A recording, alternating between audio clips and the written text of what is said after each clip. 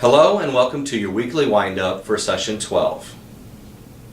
This week, you'll do an analysis of microblogging as a marketing strategy. The discussion board post will relate to the case of TurboTax and their use of Twitter to further their marketing strategy. I'll look forward to your analysis, your posts, and of course, your responses to your classmates. Important to the completion of your report assignment for this week is a link for a YouTube video presentation.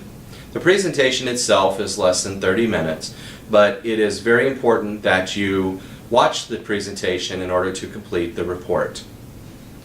As you dive further into the report elements and the assignment itself, you'll see that you'll also need to develop your own company's vision and establish your own goals. As you do so, please make sure that your goals are SMART. And what I mean by that is that they are specific, measurable, attainable, realistic, and timely.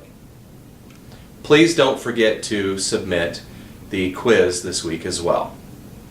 Please enjoy the material and learning about microblogging. Have a great week.